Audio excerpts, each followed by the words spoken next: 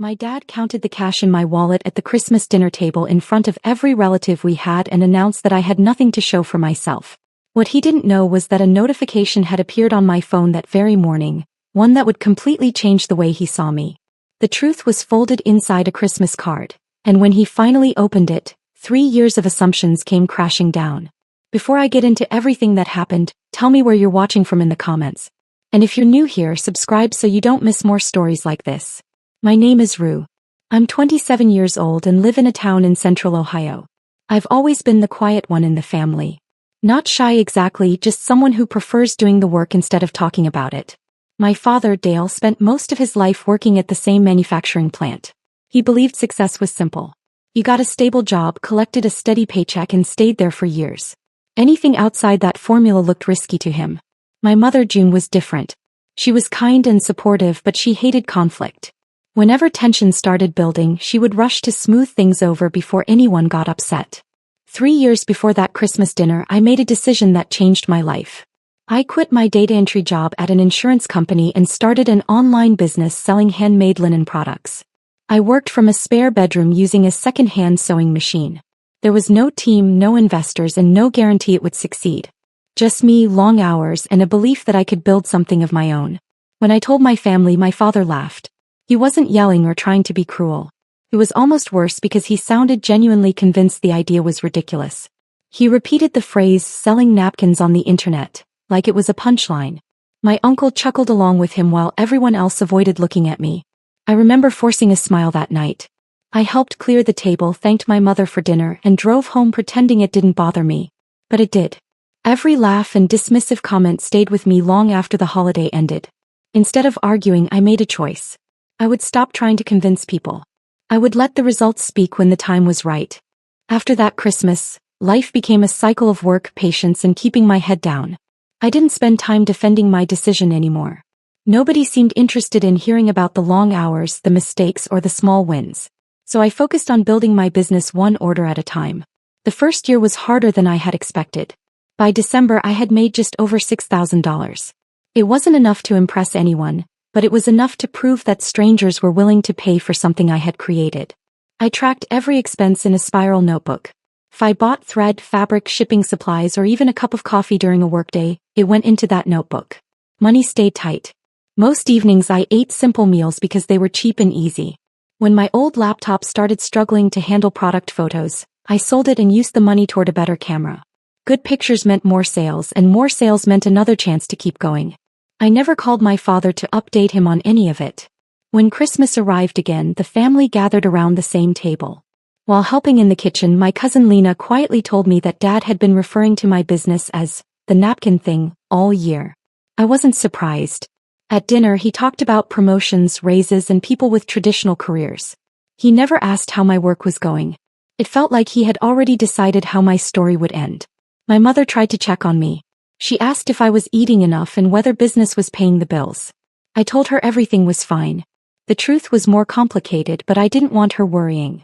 The second year brought changes I hadn't expected. A small boutique in Nashville placed a wholesale order. Not long after, another store reached out. For the first time, growth felt real. Revenue climbed past $18,000. The business was still small, but it was moving forward. I hired Pri, a college student from my neighborhood, to help a few days each week. Her support gave me time to focus on new designs and customer requests. Eventually, I moved my work out of my apartment and into a small studio downtown. Walking into that space for the first time felt like crossing an invisible line. This wasn't just a hobby anymore. I rewarded myself with a leather planner that cost more than I normally would have spent. Every page quickly filled with schedules, goals, and ideas. So I said nothing to Dad. The distance between us had settled into place. The following Christmas, he slid a certification program brochure across the table and suggested I consider a stable career. I thanked him politely. A few minutes later, I walked out of the house carrying that pamphlet. Before driving away, I dropped it into a trash can and headed home. The third year began with something I never saw coming. One morning in February, I woke up to dozens of order notifications on my phone. At first, I thought there had been some kind of mistake. Then I discovered that a popular lifestyle blogger had featured my embroidered linen pouches in a gift guide. Overnight, more people visited my shop than I had seen in months combined. Within 2 days, Every item I had listed was sold out. The excitement lasted about 10 minutes before reality kicked in. I had to make and ship everything. For the next 2 weeks, I worked late into the night filling orders. Some evenings I barely noticed the clock until it was after 3 in the morning. My hands ached, my back hurt, and my kitchen table disappeared beneath piles of fabric and shipping labels. But for the first time, I wasn't struggling to find customers. I was struggling to keep up with them. As spring arrived, the business continued growing. I offered Pri a full-time position and she accepted immediately. Having someone dependable beside me changed everything. While she handled packaging and inventory, I could focus on new products and planning ahead. I also sat down with my fabric supplier and negotiated better pricing. It felt strange discussing business contracts when only a few years earlier I had been sitting in a cubicle entering information into spreadsheets. Yet each step made me feel more confident. That summer, I launched a collection of personalized kitchen linens embroidered with family names and custom designs. Customers loved them. Orders arrived steadily, and before long they became my most requested product. Month after month, revenue climbed higher. For the first time, I opened a dedicated business bank account. Soon afterward, I met with an accountant named Bex. She was practical, direct, and impossible to impress. After reviewing my records, she looked across the desk and said something nobody in my family had ever said. "You've built something real here." The meeting lasted less than an hour, but those words stayed with me. I sat alone in my car afterward, staring through the windshield. I hadn't realized how badly I needed someone to acknowledge the work behind everything I had created. By October, things were running smoothly enough that I finally felt proud of what I had built. Then Dad showed up unexpectedly. He often stopped by with leftovers from Mom, so I wasn't surprised to see him at the door. What surprised me was the timing. I was in the middle of photographing products. Fabric rolls lined one wall. Finished orders were stacked neatly nearby. Lighting equipment filled the corner. Dad walked slowly through the room, taking everything in. For a moment, I thought he finally understood. He picked up a table runner, examined it, then set it back down. Instead of commenting on the business, he asked if I was managing to pay my bills. That was when I realized the problem wasn't that he hadn't seen what I was doing. He had seen it. He just didn't believe it mattered. I told him everything was fine, handed him Mom's empty containers, and watched him leave. After Dad left that day, I stopped expecting him to understand. It wasn't anger anymore. It was acceptance. I had spent years hoping he would notice the effort behind the business, but every conversation ended in the same place. He saw risk where I saw progress. He saw uncertainty where I saw opportunity. So I put my attention back where it belonged. December arrived, and with it came the busiest season I had ever experienced. Orders filled every corner of my workspace. My personalized kitchen linens had become unexpectedly popular, especially as holiday gifts. New requests arrived faster than I could complete them. Customers were willing to wait weeks for their orders, which still felt unbelievable to me. Not long ago, I had been refreshing my shop page hoping someone would buy a single item. Now I was managing a waiting list. The days blurred together. Mornings started with coffee and order reviews. Afternoons disappeared into sewing, embroidery, packaging, and customer messages. Most evenings ended long after sunset. Around the middle of the month, Bex emailed me a financial summary. I opened it while sitting alone at my kitchen table. Projected annual revenue, $46,000. I read the number twice. Then a third time. For several minutes, I simply stared at the screen while my coffee cooled beside me. The figure felt unreal. 2 years earlier, reaching a few $100s in sales during a month had felt like a victory. Now the business was earning more money than I had ever made working full-time at the insurance company. I also knew something else. Years before, Mom had casually mentioned Dad's salary while explaining why family vacations weren't possible. Looking at my own numbers now, I realized I had surpassed that amount. The thought didn't make me feel triumphant. It made me quiet. Because none of this had happened overnight. Every dollar represented early mornings, missed weekends, rejected ideas, and countless moments when quitting would have been easier. I closed the email and went back to work. Christmas Eve arrived before I was ready for it. At 7:42 that morning, my phone buzzed with a notification from my bank. I glanced at it while reaching for my coffee. Then I froze. The annual deposit summary had updated. My business account had officially crossed $48,000. For a long moment, I sat there looking at the screen. 3 years. 3 Christmases. 3 years of hearing my work dismissed. Without overthinking it, I got dressed and drove to my local bank. A cheerful teller named Gail greeted me when I walked in. I asked if she could print a complete year-end account statement. A few minutes later she handed it across the counter. I thanked her and slipped the paper into my purse. Back in my car I unfolded the Christmas card I had already bought for Dad. It was simple, plain and green. The front carried only one word. Dad. I carefully folded the statement and placed it inside. Then I sealed the envelope. For the first time in 3 years, I wasn't bringing explanations to Christmas dinner. I was bringing proof. With the envelope resting in my coat pocket, I drove toward my parents' house with a calm expression and a plan I intended to see through. By the time I pulled into my parents' driveway, the envelope was still resting inside my coat pocket. I could feel its weight every time I moved, even though it was only a card and a folded sheet of paper. The house looked exactly the way it always did on Christmas Eve. Warm yellow light spilled through the windows. Garland hung along the staircase. The smell of pine mixed with the scent of pot roast drifting from the kitchen. Mom had spent days preparing everything. As soon as I stepped inside, she wrapped me in a hug and immediately started asking if I was hungry. For a moment, standing in that familiar entryway, it almost felt like any other holiday gathering. I hung my coat on a chair near the door, making sure the envelope stayed tucked safely inside the pocket. One by one relatives arrived. Uncle Bart showed up with his wife, May. Lena came with her boyfriend. Uncle Ross arrived laughing before he even made it through the doorway. Aunt Pat followed shortly after, carrying a dessert and enough curiosity to interrogate everyone in the room before dinner was served. The evening moved along comfortably. I helped Mom carry dishes to the table and refill drinks. I smiled when expected. I listened to stories I had heard before. Years of family gatherings had taught me how to blend into the background when necessary. Dinner finally began. Plates were filled and passed around. The conversation bounced from work to sports to neighborhood gossip. Ross launched into a story about his truck needing repairs. Bart debated football standings. Everyone seemed relaxed. Then Aunt Pat turned toward me. "Still doing your little craft business, honey?" The question wasn't unusual. She asked something similar every holiday. I opened my mouth to answer, but Dad spoke first. "She's still doing it," he said casually from the head of the table. "Not sure what she's getting out of it." A few people chuckled politely. I felt the familiar sting, but I kept my expression neutral. Then Dad did something I never expected. My purse was sitting beside my chair. Without thinking twice, he reached over and picked it up. It was the kind of thing parents do when they still see their grown children as teenagers. Before I could react, he unzipped the front pocket. Inside was the cash I had withdrawn earlier that week. 2 $20 bills and a 5. Dad glanced inside and held the wallet open slightly. $45, he announced. His voice carried across the table. 3 years of work. He wasn't shouting. That somehow made it worse. He sounded amused, like he had delivered a harmless joke. The room instantly changed. Ross let out a short laugh before realizing nobody else was joining him. Bart suddenly became interested in his dinner plate. May stared at her glass. Lena looked horrified. Nobody knew what to say. For a brief second, every sound seemed to disappear.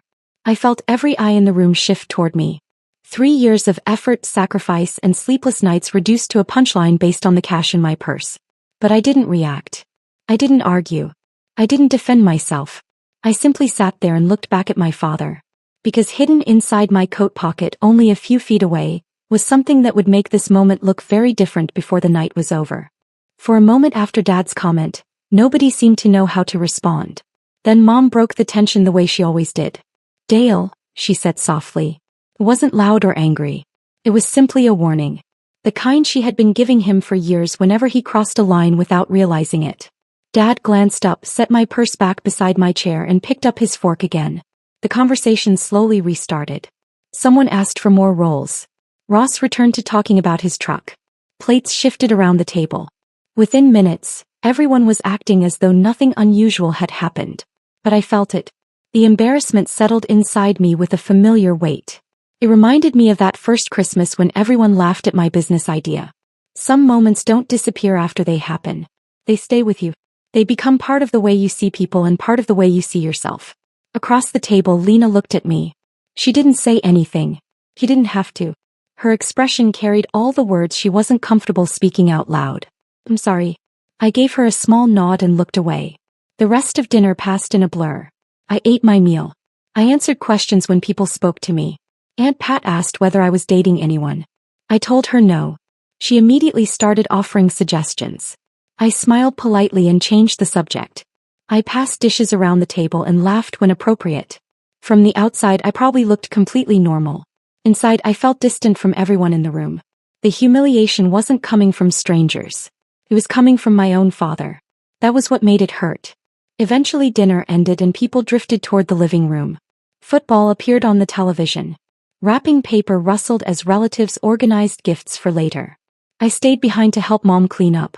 We worked side by side in comfortable silence for a few minutes. Plates went into the dishwasher. Leftovers were packed into containers. Then Mom spoke. "He doesn't mean it the way it sounds, you know." I rinsed a serving spoon under warm water. "I know, Mom. He worries about you." "I know." She placed a plate carefully into the dishwasher and sighed. "He's proud of you. He just doesn't." She stopped searching for the right words. I dried my hands and looked down at the counter. "Mom," I said quietly. "I know. But the truth was more complicated than that. Maybe Dad worried. Maybe he cared. Maybe he even believed he was helping. None of those things changed what happened. Being mocked still hurts even when it comes from someone who loves you. Being dismissed year after year leaves marks whether they're intentional or not. For 3 years I had swallowed every comment and every doubt. I had waited for the work to speak for itself. And suddenly I realized I was done waiting. I finished drying the last dish and hung the towel over the oven handle. Then I walked toward the front door. My coat was exactly where I had left it. I reached into the pocket and wrapped my fingers around the envelope. The paper felt smooth beneath my hand. For the first time that evening I felt completely calm. The time for silence was over. I stood for a moment with the envelope in my hand, letting the calm settle over me. The anger from dinner had faded. The embarrassment was still there, but it no longer felt sharp. What remained was certainty. Everyone had gathered in the living room by then. Dad sat in his favorite recliner near the Christmas tree. Uncle Bart and Uncle Ross occupied the couch. Lena sat on the floor beside the coffee table, scrolling through her phone between conversations. Aunt Pat was already asking when dessert would be served. Mom moved between the kitchen and living room carrying plates and drinks. It was the familiar part of the evening when people exchanged cards and small gifts. I walked into the room carrying the stack I had brought. One by one I handed them out. A card for Mom. One for Lena. Another for Bart and May. The room remained relaxed. Christmas music played softly in the background while relatives talked over one another. I saved Dad's for last. The green envelope felt strangely light in my hand considering everything it contained. I crossed the room and stopped beside his chair. "Merry Christmas, Dad." He smiled and accepted it without a second thought. "Thanks, kid." There was no tension in his voice. No sign that he expected anything unusual. To him it was just another Christmas card. I stepped back and watched. Dad slid his thumb beneath the flap and opened the envelope. The card came out first. Then the folded sheet tucked inside followed. At first he paid little attention to it. He unfolded the paper automatically while glancing at the card. Then his eyes landed on the page. I saw him focus on the bank logo at the top. His expression changed slightly. His gaze moved lower. Account holder. Rue Calloway. Rue and Linen Company. Then he reached the annual deposit total. $48,214. Around him the room continued as normal. Ross was talking about football. Bart was arguing about a playoff prediction. Pat was discussing dessert options with May. Nobody noticed anything. Nobody except Lena. She looked up and immediately sensed something had changed. Dad stopped moving. The conversation around him seemed to fade into the background. His eyes returned to the number. Then back to the top of the page. Then down again. As though checking whether he had somehow misunderstood what he was reading. The confidence he had carried all evening disappeared. Confusion came first. Not disbelief exactly. More like someone trying to rearrange years of assumptions in real time. Then came another expression I couldn't fully name. It wasn't guilt. It wasn't embarrassment. It lived somewhere between the two.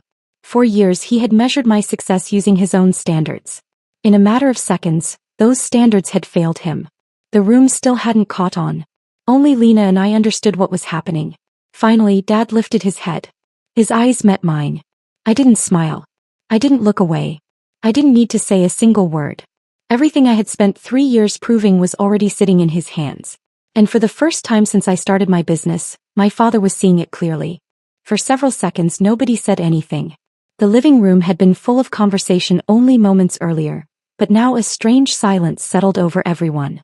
It started with Uncle Ross.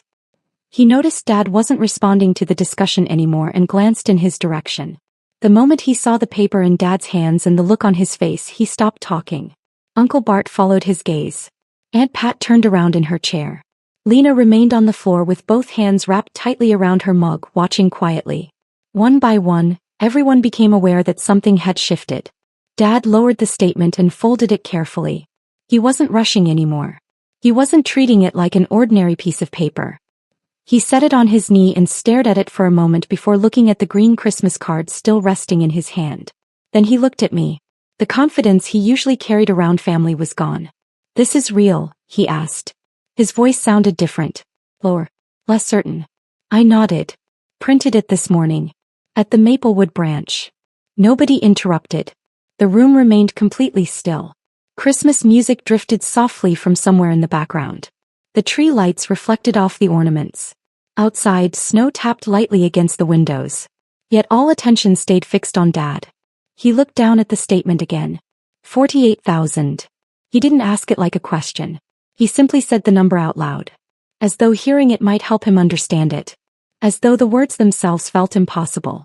I knew exactly what was happening. For years, Dad had built a picture of my life in his head. In that picture I was struggling. I was stubbornly chasing an unrealistic dream. I was wasting time on something he believed could never become a real business. Now that picture was falling apart. Not because of an argument. Not because I had defended myself. Because of facts. A single page had accomplished what 3 years of explanations never could. Nobody seemed eager to speak. Even Aunt Pat, who normally filled every silence she encountered, stayed quiet. Finally, Dad looked up again. There was no anger in his expression. No attempt to challenge the numbers. No excuse. What surprised me most was what he didn't say. He didn't offer an apology. He didn't immediately admit he had been wrong. Instead, he spoke 4 simple words. "I didn't know." That was all. The sentence hung in the room. And strangely, it was enough.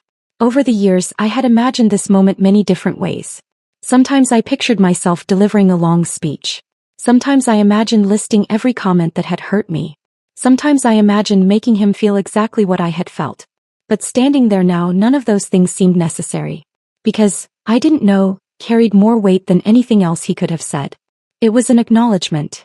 An admission that his assumptions had been wrong. A recognition that there was a reality he had failed to see. At that moment, Mom appeared in the doorway holding a dish towel. Her eyes moved from Dad to me, then to the folded statement on his knee. She understood immediately. And for the first time all evening, nobody in the room seemed interested in pretending everything was normal. The silence didn't last forever. In my family, uncomfortable moments were rarely discussed directly. People preferred to move around them instead of through them. Once the shock settled, everyone slowly returned to whatever they had been doing before. Uncle Bart cleared his throat and made a comment about how good the pot roast had turned out. Uncle Ross asked whether there was any coffee left in the kitchen. Aunt Pat finally remembered dessert and immediately started discussing pie options. The conversation restarted in pieces. Nobody mentioned the statement. Nobody brought up the wallet incident. Nobody pointed out how dramatically the evening had changed. Yet everyone felt it. The atmosphere wasn't tense anymore. It was different. Like a picture hanging slightly crooked on a wall. Nothing was broken, but nothing looked exactly the same either. Dad remained quieter than usual. Every now and then I noticed him glance toward the folded paper resting beside his chair. Not with disbelief anymore. With thought. As relatives moved around the house, I slipped into the hallway for a moment to get some air and escape the attention I could feel building around me. Lena followed a few seconds later. The moment she reached me, she grabbed my wrist. "I can't believe you actually did that," she whispered. Her eyes were wide. For years she had watched every holiday conversation unfold. She had seen the comments, the jokes, and the assumptions. She understood better than most people what that envelope represented. I smiled for the first time all evening. "Merry Christmas." She laughed immediately. Not because the joke was particularly funny. Because the tension had finally broken. Because somebody had finally challenged a story the family had accepted for years. We stood there talking quietly until voices from the living room pulled us back. As the evening continued, coats started coming off hooks and leftovers were divided into containers. People gathered near the door saying goodnight and making plans for Christmas morning. I was reaching for my coat when Dad approached me. For a moment we stood alone in the narrow hallway. The noise from the kitchen faded into the background. Dad looked at me longer than usual. Not critically. Not skeptically. Just looking. Felt strange. Almost as though he was seeing me clearly for the first time in years. He opened his mouth then closed it again. Dad was never someone who gave long speeches. Eventually he asked a simple question. You did that yourself? I knew exactly what he meant. The business. The growth. The years of work nobody had really understood. All of it, I said. He nodded slowly. There was no argument. No attempt to minimize it. No suggestion that luck had played the biggest role. Just a nod. Something softened in his expression. Maybe respect. Maybe admiration. Maybe the beginning of both. Then he reached out and briefly placed a hand on my shoulder. It lasted only a second. For someone else, the gesture might have seemed insignificant. For my father, it was enormous. It was the closest thing to an apology he knew how to give. Before either of us could say more, Mom called from the kitchen asking who wanted leftover rolls. The moment ended as quietly as it had begun. But as I put on my coat, I realized something important. The distance between Dad and me wasn't gone. Yet for the first time in 3 years, it felt smaller. I drove home that Christmas Eve with the heater running and the radio silent. Snow drifted across the road in thin streaks while the events of the evening replayed in my mind. Dad holding up my purse. The laughter. The envelope. The expression on his face when he saw the statement. The brief touch on my shoulder before I left. For years, I had imagined how this moment would happen. During difficult nights when orders piled up and exhaustion made me question every decision, I often pictured proving everyone wrong. In those daydreams, the victory was dramatic. People apologized. The room erupted with reactions. Every person who doubted me suddenly changed their mind. Reality looked nothing like that. Nobody made a speech. Nobody stood up and defended me. There was no dramatic confrontation. Just my father sitting quietly in a recliner with a piece of paper in his hands. And somehow that mattered more than any fantasy I had created. Because I eventually realized the point had never been to impress the room. I didn't care what Uncle Bart thought. I wasn't looking for approval from Aunt Pat. I didn't need relatives discussing my business for the rest of the night. What I wanted was much simpler. I wanted my father to see me. Not the version of me he had imagined. Not the struggling daughter he worried about. The real me. The woman who had spent 3 years building something from almost nothing. That night he finally did. The realization stayed with me long after Christmas passed. About 6 weeks later, my phone rang on an ordinary Tuesday afternoon. It was Dad. There was no special occasion. No holiday. No reason for him to call. After a brief conversation, he asked whether I would have time to explain how my business actually worked. He sounded genuinely interested. Curious even. I agreed. The following Saturday we met at a diner halfway between our homes. When I arrived, Dad already had a small yellow notepad sitting beside his coffee cup. For the next hour he listened. Really listened. He asked about suppliers, shipping costs, inventory and customer orders. He took notes while I explained things. A few of his questions were surprisingly thoughtful. For the first time, the conversation wasn't about whether my business was real. It was about understanding it. When breakfast ended, I reached for the check. Dad picked it up first. Neither of us mentioned it. He simply paid the bill and stood to leave. It was a small gesture, but I understood what it meant. As I drove home afterward, the heater hummed softly and the radio stayed off just like it had on Christmas Eve. The difference was how I felt. For years, doubt and old hurt had followed me everywhere. Now that weight was gone. The thing sitting in my chest wasn't resentment, disappointment, or the need to prove anything. It was just quiet.